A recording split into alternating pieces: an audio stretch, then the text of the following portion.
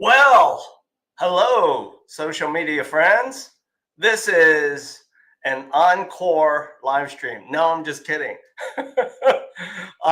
For those of you who were kind enough to share your time with me and my co-host Rick earlier this morning, um, technical difficulties. It happens. No, in all seriousness, as I joked just earlier with my co-host Rick, the technical difficulties, if I could blame it on my not paying my internet bill, I would do that, but that was not the case. It was just plain and simple technical difficulties on the second day of the new year 2025. So now that you're getting us again right here at the 12 noon hour, let me welcome my co-host, Rick Batista, into the studio. But before we do, we're still going to give him that rock star welcome. So yes, audience members, let's give him that rock star welcome that he is due. Here we go. All right, Rick.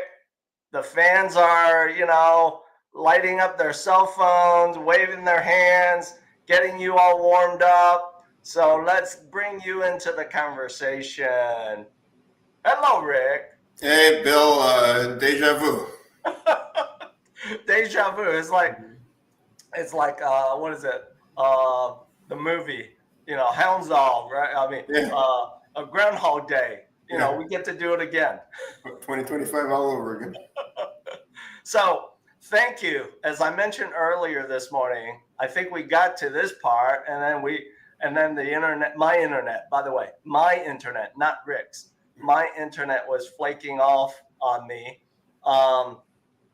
First, thank you for agreeing to and stepping up to co-host this series with me, Real Living in Chicagoland. I'm so glad that you accepted my pitch to you without me having to twist your arm too much. Yeah, no, and I appreciate the opportunity, Bill, and I'm looking forward to today's episode and more episodes to come.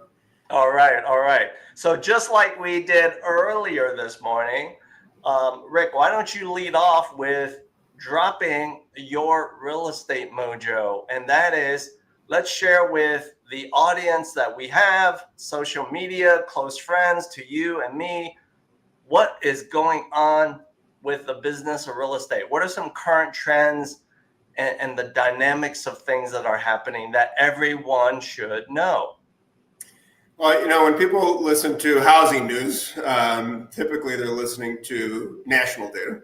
And national data just gives you a snapshot of what's going on across the country. But if you're in the industry, and you don't even have to, be a realtor or mortgage lender to know that every single neighborhood and city and town and village and across the nation experiences their own market. Some are up, some are down, some are flat.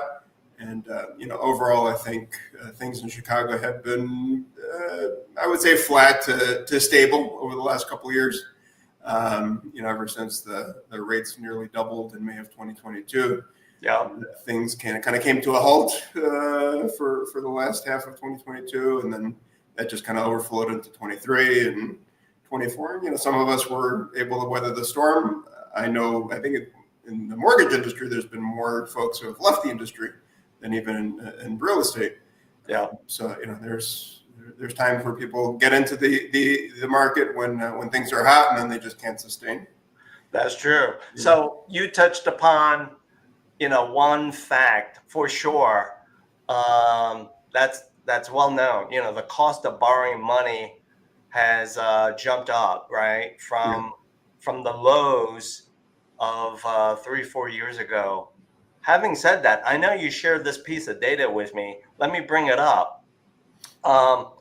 One thing of concern for a lot of property owners, whether you're owning a property to live in, owning a property, if you're in that nice, well-to-do segment, you have a second home that you get to, bounce around from primary home to the second home, or the third is investors, right? The cost of borrowing money has certainly stepped up.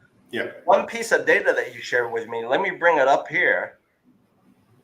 What I found to be quite interesting is, yes, the affordability index of owning property has met its challenge. But as I look at this piece of data that you share with us, Rick, I was kind of pleasantly surprised that, year to date 2024, which we just, see in our rearview mirror, it's not substantially lower than compared to 2023. You agree? I mean, numbers wise, not substantially lower, but still lower. Sure. We would like to. I definitely would have liked to see it be a little bit more flat. I mean, 8% can be quite a big dip.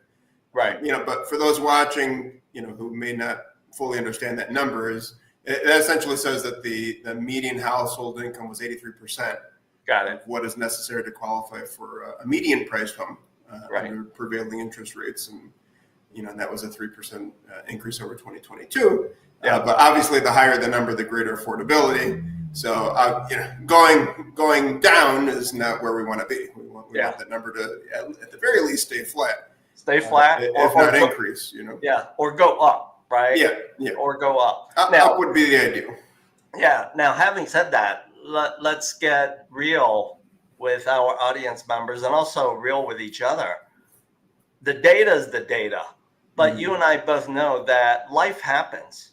Our clients, your clients, my clients, as life happens to them, sometimes they got to do what they got to do, regardless of what rates are doing, what supply is doing, and so forth. Correct? Yeah. I mean, life happens, right? So that's not something we can control. Why would a homeowner want to part with their 2-3% interest rate? Because they have to. Now they can consider renting out the property if they can afford it, and wherever they're moving to, either purchase or rent. Some people do that as well. But it all depends on the situation. So I mean, the data is the data, but what your situation is, that's what your situation is, and we. You as their lender, me as the realtor, we can't advise them just based on the data alone. Yeah. We have to have a full understanding of what they're going through, what their financial situation is, what their goals are. What are they looking to do right now, a year from now, 5-10 years from now, to better advise them. And you give them the advice and they take it. And some things you have to adjust because what you plan to do 5 years from now can change 2 years from now. Very true. Very true. Let's now talk about, the elephant in the room, and that is, again, real estate is local. So because our video podcast series is headline Real Living in Chicagoland, I mean, here locally in the Chicago metro area, the elephant in the room is we've got kind of an inventory challenge, right? For those who are watching and or listening to us today, Rick, are they in a good spot? If you're thinking about selling, I mean, is the market in your favor? I would say that it is still a seller's market because inventory is low. Right. With that said, buyers are in a better position when it comes to negotiating. Because of how the market is. So, it's not like the seller's market during the pandemic where if you had a shack, you can sell it for $50,000 over asking. It's certainly different, but it's a little bit more level playing field when it comes to the dynamic. But overall, still a seller's market. As long as it's priced right out of the gate, you can count on selling the property. Yeah, I agree with you. And even over, the holiday period, Rick, one of my buyer clients found their property.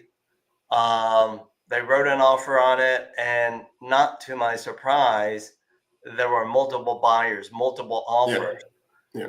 And after going back to basics, their offer was accepted by the sellers. And the funny thing was, as I can share this with you without naming names, Yeah. was their offer the highest? The answer is no, people. Their offer was not the highest in dollar amount. But you know what made the difference for them, Rick? It was execution. How fast can they close? And also, they did take the advice from professionals like you and me, which was if you can't necessarily, or you choose not to, get into a bidding war and raise the price point, show your commitment. So you know what they did? They ponied up and slapped and threw down a much larger earnest money than everybody else. Yeah. Right? Yeah.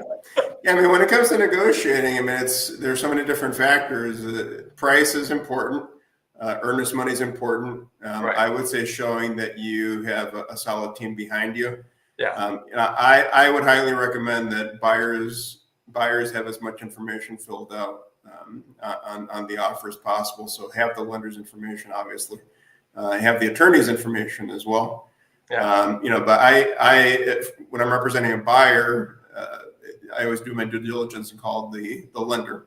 Yeah. So if the lender is easily accessible, if I don't have to spend 3 minutes reminding the lender who the buyer is, meaning that they're very well versed with their file and they know their situation and stuff like that. It helps. It helps. Yeah. It does help. It's like every realtor, every lender can have their reputation too, and it's like some people you want to work with, some people, Yeah. Yeah. And you advise your seller client is based on that stuff. Yeah. As you've heard from me, I know when you and I sat down in person over a casual lunch, you've heard this cliche from me, and audience members, social media friends, you've heard this from me, probably dropped here, there, whatever. Real estate is a team sport. You got to make sure you get the right team on the field to help you get to the end zone. By the way, that's my little metaphor because we're in, the College Bowl Championship Series, so take it as you will. Rick, what I like to do now in our conversation, being live streamed to your audience, your friends, and mine as well, is for those that don't know you, why don't you open up and share a little bit more about what you do beyond just traditional sell and buy of real estate? So my company, which was started back in 2016, alongside my mother, she's been licensed since 1987. So I've been in and out of the world of real estate since the age of 12. We started the company wanting to make sure that we always stayed busy, because having gone through the market crash that really started in 2006, but everything hit the fan in 2008. We wanted to make sure that we were always doing something. So we did sales traditionally, and then we started picking up rentals as well as property management. I own the company. My mom is since partially retired out west, but I run the company now with my lovely wife Noor, and we team up to help our clients across Chicagoland, whether it's buying, selling, renting, and doing property management. And property management is certainly an interesting aspect when it comes to real estate. A lot of people would love to own real estate. A lot of people avoid it because of the realities of having to be a landlord. Yeah. And for those who don't want to, be getting a call at 3:00 in the morning because the toilet's clogged. Yeah. They look into hiring a property manager. Yep. And back to what you just dropped earlier, Rick, for those of you, audience members, for those of you who are, benefiting from the locked in effect, you locked in at such a low mortgage rate. However, you're thinking like, I don't want to feel handcuffed. I want flexibility. I want to get to my next chapter. As Rick just mentioned, no sweat. Think about, if you can be in a position to do it, think about renting out the property. Let that property cash flow positive for you. You can move on to your next chapter. And just like Rick said, you don't have to be your own property manager. You can outsource it, because guess what? Here's my next little cliche. Not only is real estate is a team sport, people, there are certain things you should never DIY. Yeah, yeah. Because why? Your time is so much more valuable doing the things that make you money. Maybe not managing property and managing tenants, right, Rick? Yeah. Yeah, you know, one comparison I make is like for sale by owners, you know, it's like an oil change. It's like, yeah, you can do it, but, you know, do you want to spend the time watching YouTube videos and Right. figuring how to do it on your own? And, I mean, it's real estate, you know, it's not rocket science, but people can do it. But if you want to save yourself time, money, you don't have the expertise, you know, and certainly don't have the patience to deal with all the ins and outs of selling real estate or managing property. You know, then you should work with the professionals. We're here as a service, and we're here to you know, bring peace of mind to people, and certainly bring convenience. You know, factor in the convenience. Yeah. For clients. Yeah, I hear you. So let me now put this in front of you. Curious minds, wondering minds want to know, and they want to know your feedback. Mm-hmm. They want to know your feedback, Rick. And that is this. You and I both, because we're in this business where we hear each client's stories, and every client's story is a little different. You and I both know that student loan debt, right? Some young professionals that may be carrying student loan debt can be an obstacle for them to either buy a home with you, or even sometimes rent a property with you from one of your landlords. Mm-hmm. So curious and wondering minds are wanting to know your feedback. What if those student loans can be instantly wiped away? Do you think there's some value in that? You know, my wife and I have a couple of student loans that we're working on. We're hoping would get. All right. But yeah, I mean, that would be amazing. I'd love to hear more. Well, I lean in to bring this up, not to poke the bear, but rather share some general information with you, your audience, and my audience. And that is people through a third party. That, by the way, is the state of Illinois. There is now down payment assistance that will take your student loan balances up to, here's the catch, up to $40,000, consolidate them, pay them off. And here's the twist. You have to buy a home using this unique type of down payment assistance. And yes, are there some conditions? Yes, you must own the home for an initial period of time, but that initial period of time goes pretty fast. Okay. Yeah. Well, how many years? I think it's up to 3 years. Okay. So think about it. Yeah, 3 years go by fast. Well, statistically, there are way more people spending longer time in their home than years past. So that kind of falls in line. You are absolutely right, because once I throw this back at you, Rick, you know, every household thinks about moving to their next home. What is it, like 5 to 7 year time frame, right? Yeah, I mean that's the advice I give buyer client. Like now is a great time to buy if you're looking to stay. You know, the longer you're looking to stay, the better as far as building equity and stuff like that. Yeah, definitely 5 to 7 on the minimum. Yeah. So audience members, as you now hear this being bounced back and forth between Rick and myself, if you are one of those individuals, households that know someone who may be carrying student loan balances, and they've whispered in your ear, maybe they didn't whisper in your ear, maybe they shouted at the top of their lungs like, I want to buy a home, but my student loans are my obstacle. There is a solution for that. So how do we help you going forward? All you need to do, audience members, when and if you know someone who may be looking at their next real estate life event and they need to benefit from some clear, transparent consultation, all you have to do is scan the QR codes that you see here.